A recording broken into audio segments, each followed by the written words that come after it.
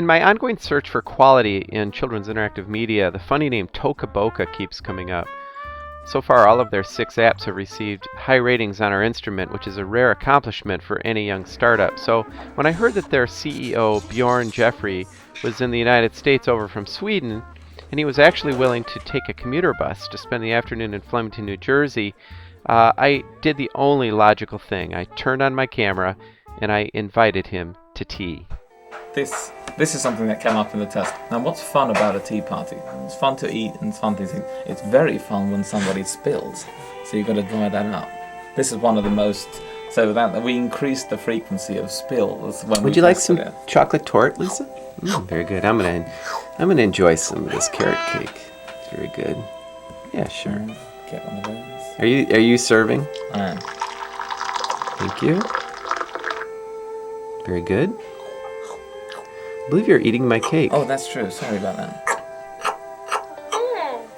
I'm trying to get to the roots of Toca Boca, and you were saying that it started within a publishing company, a very old and established publishing company in Sweden. Yeah. Called Bonnier. Bonnier, very old. It's 200 years old, almost. You're not 200 years old.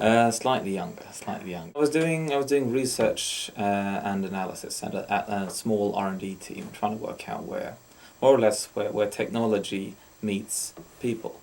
So we were doing this magazine project, and we released this prototype video, which went really well at the end of the December before the iPad came out.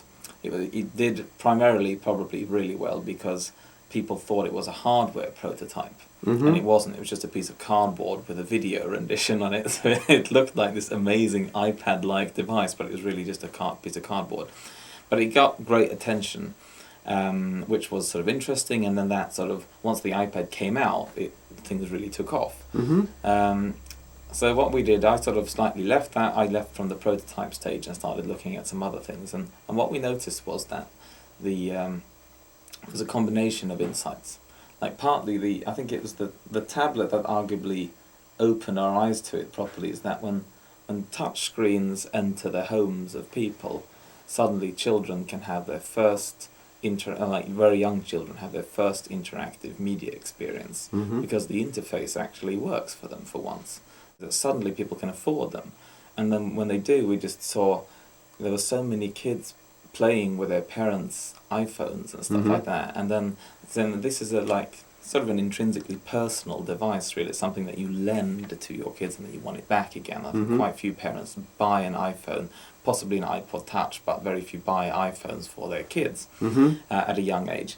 But this changed it a bit, because I think this is a bit more of a shared device, something that maybe you buy for a family and you share it, which is an interesting idea in itself. We ended up sort of looking at what happens when you can share these things, but we were sort of not really seeing the products that were that good, and thought in a way that, well, maybe this doesn't have to be a pacifier. Maybe it's instead a platform of parents and kids or siblings or something playing together, which was, for us at least, sort of more difficult to see on an iPhone environment. But when this turned up, sort of, well, this is made to be shared. How big is your team? We're about 10. Okay. 10 people. And who's the creative on the creative end of this? The creative, like the art direction or the play design and. Listen, your apps are kind of unusual. Let's just lay that right out here, okay? Would you admit? Yeah, they have a certain. I think we put together. I started it with my producer, and I'd say that Emil Overmar is one of the absolute sort of driving forces and the brains behind it. He's been playing with these kids with these stuff for a long time, and we sort of together, since we came from this research background, we sort of dug into and looked into like toy design. We started looking into sort of different ways of playing and sort of the different types of play that you can have that kids like. And then we more or less sort of looked up in the App Store on what's out there and found that these two don't really match each other. Like the different types of play don't match the actual apps in the App Store very well at all. They're almost all games, linear games, and books, which seems to be slightly strange if kids they like that too, but they don't only like playing these things. So when we sort of mapped that out, it was a completely disproportionately large share of all the apps that were made for kids were partly not that good, but also in the same play category, which we thought was strange. Mm-hmm. That sort of led us to looking at toys and sort of how blockbuster toys had been designed, and Emil did a lot of work looking back, sort of seeing what the design patterns and the different types of parameters to use, how can you make it more sensory or more challenging, Mm-hmm. these types of sort of looking at models that were really made for physical toys, in order to try to find both a language that we could use while sort of talking about what we should be doing, but also just trying to skew these products which we thought were on a fantastic platform but weren't maybe really developing, I don't know, maybe they weren't sort of fulfilling the potential that was here. Mm-hmm. So we did that. And then we combined that with a lot of like technology research. Like, so what's actually in these products? What do we have here? And we have sort of technical prerequisites that are amazing. Suddenly, they're absolutely like there's gyroscopes and GPSs and accelerometers and cameras and all sorts of things that aren't intended to be used for kids' toys, but they can be. Mm-hmm. So it's sort of these two worlds, trying to sort of combine the idea of, well, if we know how kids like to play, trying to find different ways of stimulating these different sorts of play, and then we have very strong, now accessible technical prerequisites. What happens if we merge these two into something interesting? But initially we didn't quite know where we were going to go, because it was me and Emil that did all the hiring, started looking at people. So we met people that had done games, like Sweden has quite a good sort of game tradition. Sure. And then we met Chris and Jeffery, which were more sort of, they've been working with children. So we met this full spectrum of sort of people that were really good at designing games and people that were really good at kids. And once we did that, we knew that it was the latter that we needed, that we didn't really need game designers as such. Who has kids on the team? And about half have kids, and there's a lot of running around meeting kids all the time. how much did that shape what these products became? A lot. Maybe we should be making digital toys rather than games, making things that facilitate or stimulate a certain type of play, but that's not necessarily winning and losing. And you made the helicopter. Yeah, so we made the helicopter, which was started very sort of conceptual and abstract, sort of what can we use the gyroscope, so you can use the 3D effect and use the camera, and the initial idea was that it was supposed to have character recognition. It's supposed to fly over like an X, and then you'd look through the phone and cool. something would climb up, which from a technical point of view, it wasn't easy, but it wasn't as difficult as maybe we thought. But conceptually, it didn't really work. It was too complicated. Kids didn't quite understand why does this X work and this one doesn't work, and so on and so forth. So that was the first idea, and then it sort of just moved on to sort of, well, how could we stimulate sort of movement, and not necessarily rushing around, running and sort of throwing iPhones to left, right, and centre, but more just movement and imagination. So the screen constraints are where the playing is at, more or less, and this is sort of lifting it outside. They're more or less playing in their own minds. This is a facilitator of that, sort of saying that, well, this can happen, but if you want to decide that the beach is here and the hospital's there, all that will work too. Because we didn't really want to do things that sort of steered them in a certain way, that you have to do it in this order. Now what can we do, sort of, if we use this as trying to stimulate something else than just exactly within this screen? You can, you set the table, and just using it.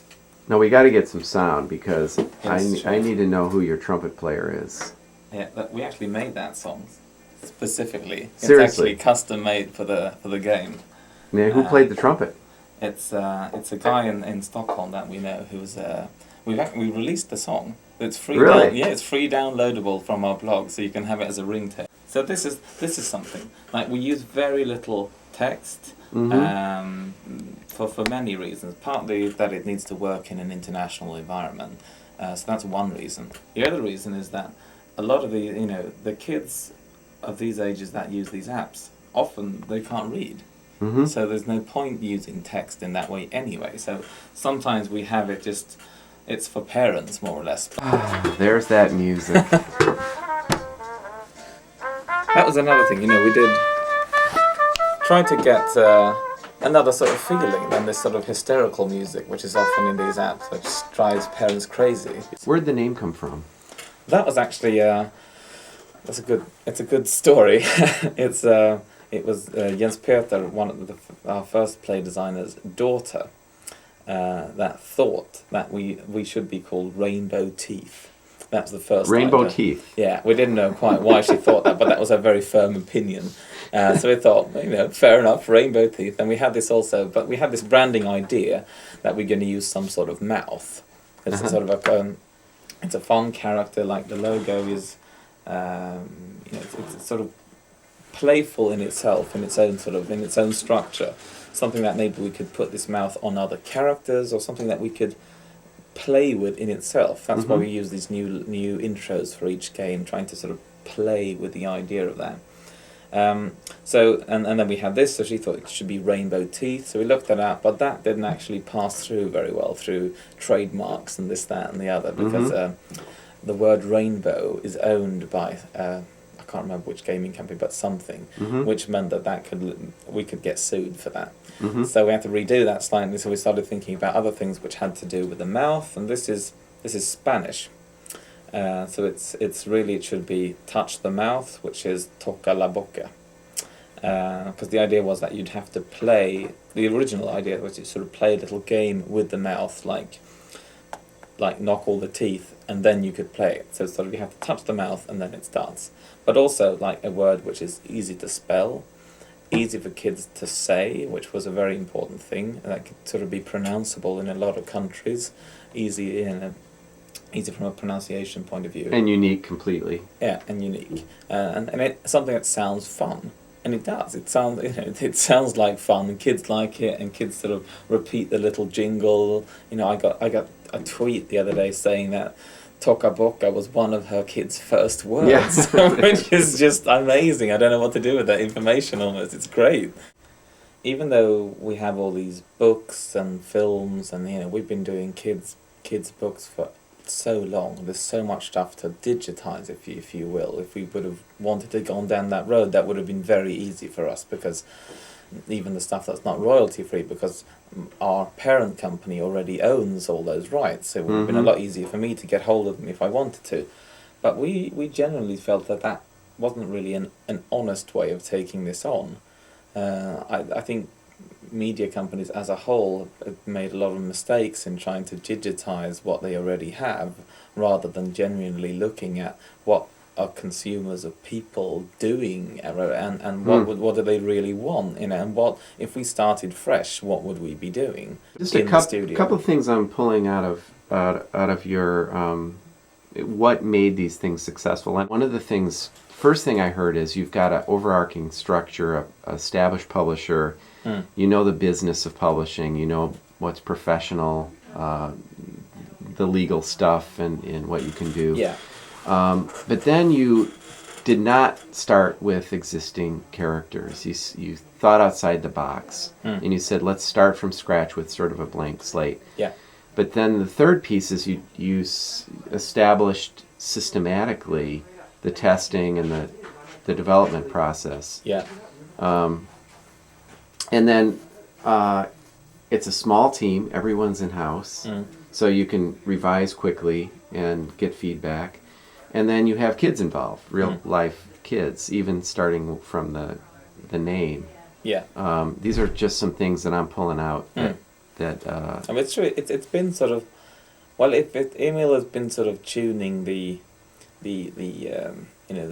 idea and sort of what can we do with this from a conceptual point of view. I've been trying to make it sort of viable from both a product and a commercial point of view. How can we actually make a lot of these products so that they get out there quickly, but that they still have that quality that we need. So we've developed this development process in several steps where it starts from the ocean, which is the idea bank, and it's sort of evolutionary. It goes from the ocean into the river, When things that qualify, if somebody supports the idea, it goes to the river, and then it goes from the river to the mud, which is the serious user testing, and then from the mud, if something, the idea is just getting fewer and fewer here all the time. You have mud wrestling and testing with kids a lot to sort of see if it really is going to work. We've tested a bit in the river too, originally just to sort of, is there any interest for this sort of idea? Playing with gardening, is that fun or not?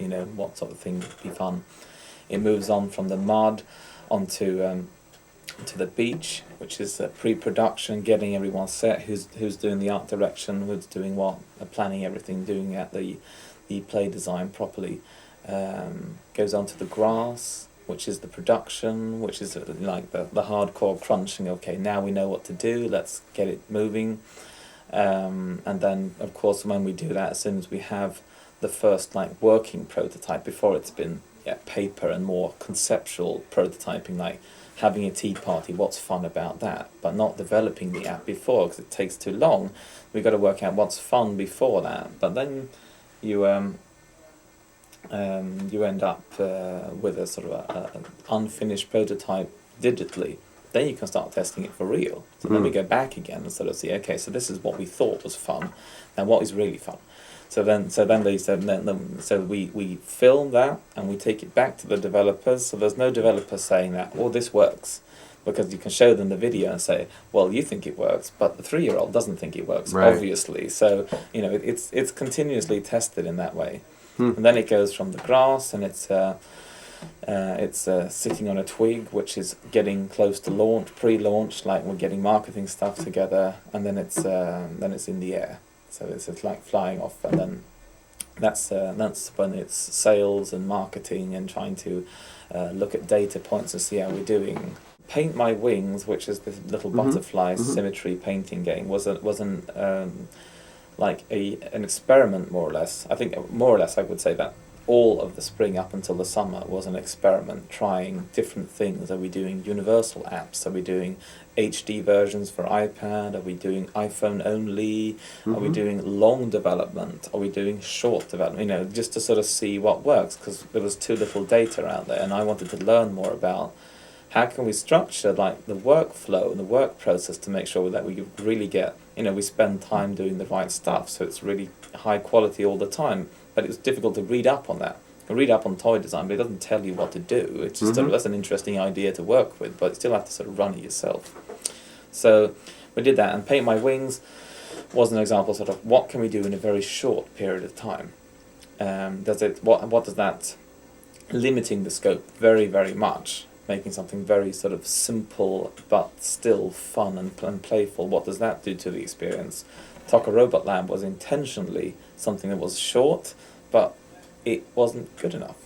So we chose to sort of bring it on again. So they ripen at different times, and talk about working with the App Store. Now you can see how things are doing. You can see the reviews instantly. Has that been helpful?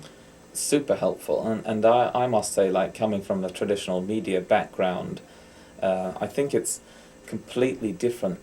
That's what's good about making a new business. We've designed our company around the App Store, as opposed to media companies that think 30%, they're going to charge 30% of our revenue, but I can see 30% in a local market, like a Swedish newspaper selling to Swedish subscribers. 30% of that revenue is a lot. For me, however, 30% in commission, which is more or less what it is nothing to gain access to 100+ markets.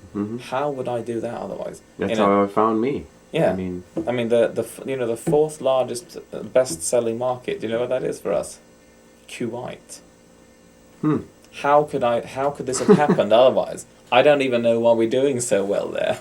It's crazy, but we're doing amazingly well in Kuwait, which is crazy. I've never even been there, and and they're playing Toca Boca. Yeah, then they're loving it. It's doing super well. It's always on the top chart of we're not talking kids games category. We're talking the real list. It's doing really well.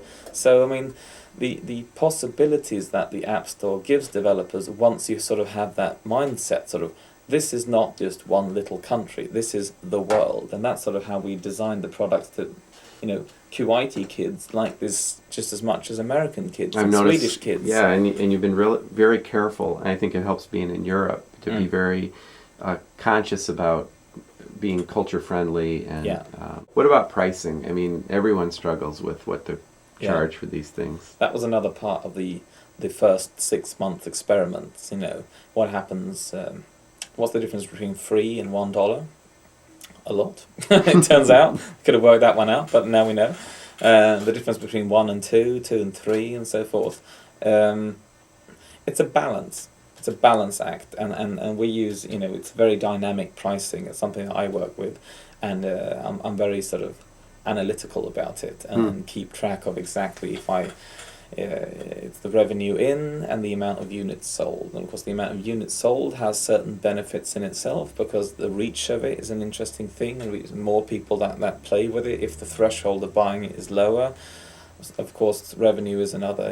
Someone's got to pay the bills too, so I can't be completely oblivious to the actual money coming in. I've got to work with that one too in balance. It's difficult. I think and I hope that people that find our brand, which is our bet, we're not really betting on a character, we're not really betting on a series of something specifically, we're betting on this brand, that maybe that could lead to parents be willing to pay a bit more. I mean, Starbucks coffee is $4, if you don't watch out. Buying an app for $4 is still something. Is a purchase that people are very conscious about, and it has to be really, really good for $4. It's almost irrational, but at the same time, it's the market that we're in. So I've got to prove my point here to parents, saying that this is high quality stuff, and also for us, we don't have any banner advertising. Nothing external. So we have full control of that. We have no in-app purchases. So what are your thoughts on in-app purchases? I think it's a brilliant mechanism if you're doing products for adults. It's great. It's good. I like the idea of you can add on things. You don't have to buy new stuff in the App Store environment. But it's not okay to push sales onto kids that don't quite know what they're doing. I don't think that's fair play. So what is the secret sauce? It's probably partly it's a combination of a really good team, and that none of us had done exactly this before. So we sort of handpicked an interesting combination of people, like play designers that had worked a lot with kids, but maybe not so much with touch screens and iPhones, and then a few really high-end iOS developers that had been doing all sorts of stuff, anything from, they wanted to do games and stuff, but they'd been working at a bank. These sorts of things. So we freed them from the bank, that sort of thing.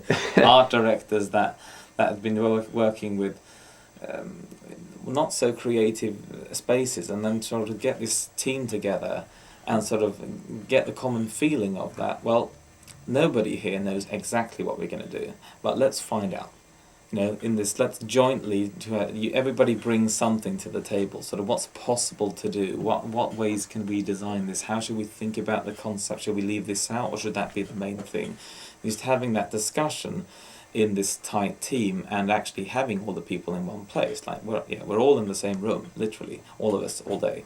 And we talk about this as well, and it's very iterative, and it's very sort of exploring, trying to find out that we thought that it didn't turn out not to work. Okay, so we go there instead, and as I mentioned, we film the kids' tests everywhere, and the reason everybody's not there is that it doesn't become very natural if there's 10 people hoarding around a 3-year-old trying to have fun. It's sort of an unnatural environment, so filming sort of works quite well just to bring it back.